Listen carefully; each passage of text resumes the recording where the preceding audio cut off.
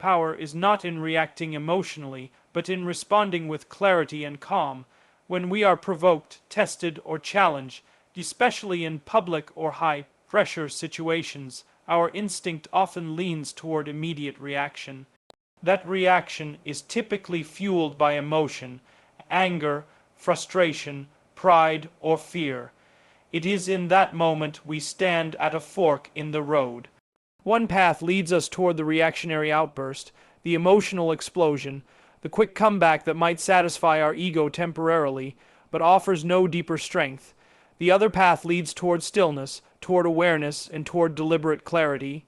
That path is harder, but it reveals the true strength of an individual.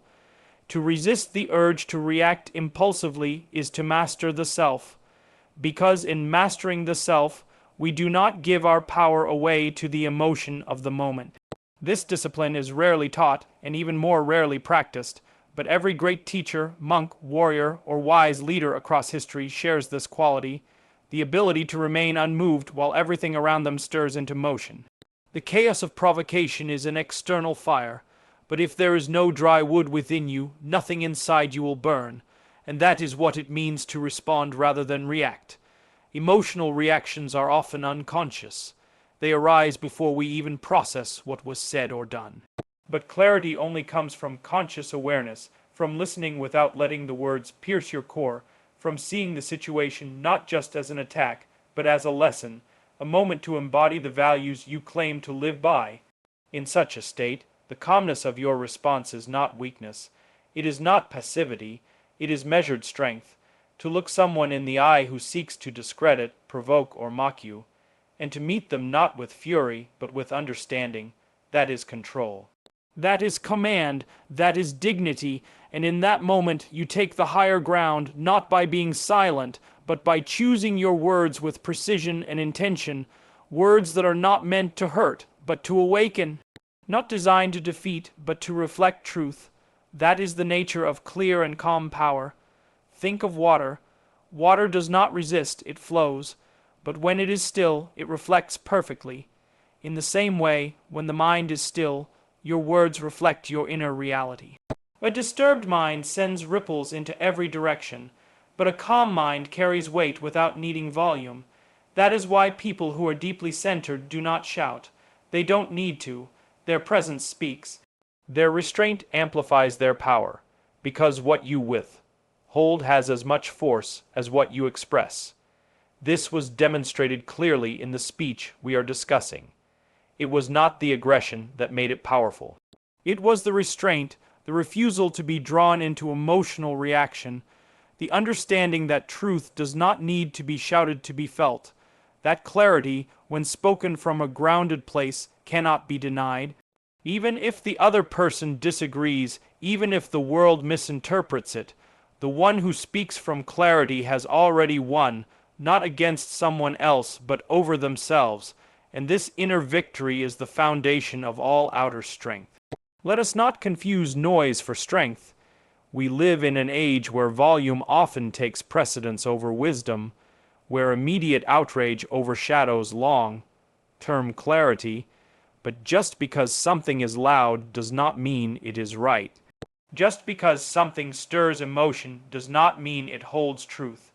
The real test is whether your words come from an inner stillness or from a wounded pride. A moment of offense can either trigger you or teach you. The choice depends on your state of mind, and your state of mind is shaped by your discipline, your values, and your self-awareness. There is no weakness in being calm. There is no failure in being composed. In fact, it takes far more courage to remain poised under attack than to retaliate with noise. Retaliation is easy, it is what the world expects. But when you break that expectation and respond with calm, you introduce silence into the noise. And in that silence, people begin to hear the truth. The louder the world becomes, the more powerful silence grows, because silence, paired with clarity, does not go unnoticed. It echoes, it remains. It inspires. When we begin to train ourselves in this way of responding, we do not just speak differently, we live differently. We are not thrown by every opinion, insult, or misunderstanding. We do not become slaves to other people's judgments. Instead, we carry our power within us, ready to speak when needed, ready to step back when not. This is not indifference, it is wisdom. It is the balance between engagement and detachment, the understanding that you are not here to win arguments, you are here to live in truth. And if truth requires a moment of silence, let it be silent. If truth demands a response, let it be precise. So the next time you feel the spark of anger or offense, pause. Ask yourself, is this reaction going to serve me or drain me? Is this response coming from ego or awareness? That pause, that breath, is the space where your power resides. And from that space, you will not just speak. You will speak with impact, not to dominate, but to express the unshakable calm that no one can steal from you. Because power is not in reacting emotionally, power is in responding with clarity, power is in calm. Cultural confidence comes from deep understanding, not from loud declarations. When a person truly understands the roots of their culture, the depth of its philosophy, its history, and its unique way of seeing the world, they no longer feel the need to constantly defend it. They do not rush to prove their worth or compete with others in order to feel validated. Their identity is no longer something fragile that must be protected with loud words or defensive emotions. It becomes something stable, quiet, and grounded like a tree whose roots have sunk deep into the earth. This kind of confidence does not arise from shouting about one's traditions or constantly comparing one's civilization with another. It comes from knowing who you are, where you come from, and what your people have endured, survived, and contributed, not as a boast, but as a truth that lives inside your being. When a person speaks from this kind of rooted understanding, there is a calmness in their tone. Their words are not decorated to impress, nor sharpened to wound. Instead, they are direct, centered, and clear, because they are not trying to seek approval from the outside. Their sense of self is already whole from within. That is the difference between cultural arrogance and cultural confidence. Arrogance is loud and insecure. It seeks to dominate. Confidence is quiet and secure. It simply exists. And when it speaks with the weight of generations behind it. It speaks with the wisdom of ancestors and the clarity of one who knows what they are preserving. Too often, we see people trying to prove their culture by attacking others. But that is not confidence. It is fear masked as pride. True pride does not depend on another's ignorance to shine. If someone mocks your heritage and your only response is to scream back, you have already lost the battle, because you are no longer responding from understanding, you are reacting from ego. And when ego speaks, wisdom is silent. But if you have taken the time to study your culture, to understand its philosophies, its languages, its spiritual core, its contributions to art, science, humanity, then you don't need to shout. You can speak one sentence, and the weight of that sentence will stand stronger than 1,000 emotional arguments. This is the mark of someone who has done the inner work. Culture is not just clothes, food, or festivals. Culture is how people live, how they think, how they see the world, and their place in it.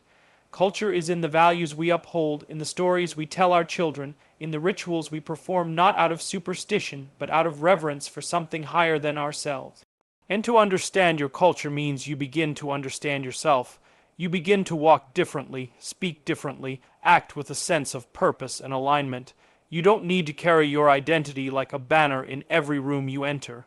You carry it in your silence, in your eyes, in your actions. And people can feel that before you say a word.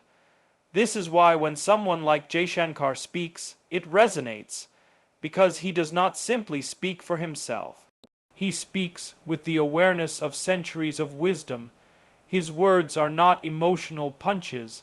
They are precise strikes of truth, and they land not because they are loud, but because they come from a place of cultural clarity. When someone truly understands their culture, they are not offended by every question, nor provoked by every criticism.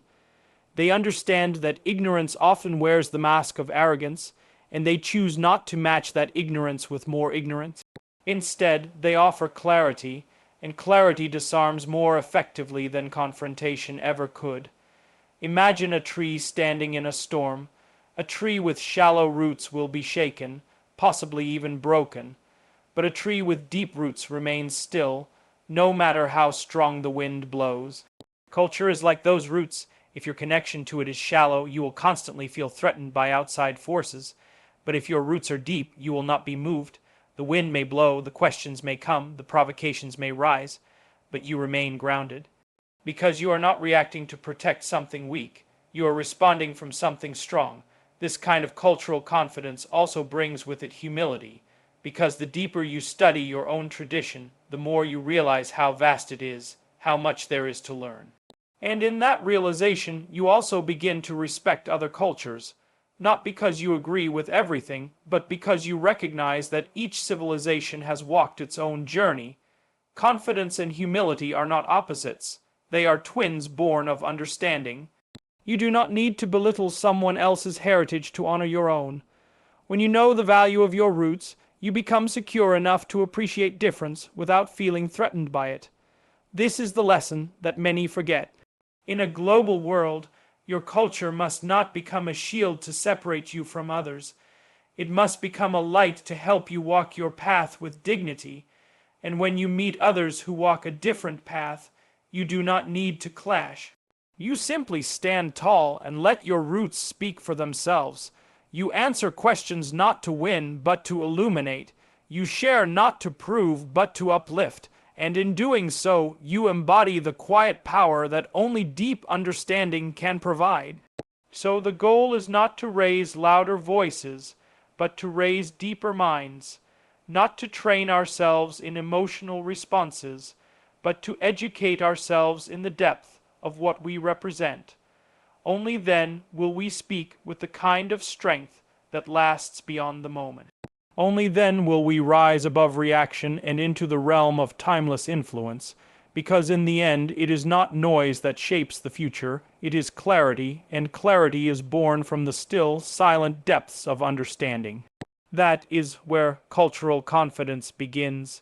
That is where your true voice is found.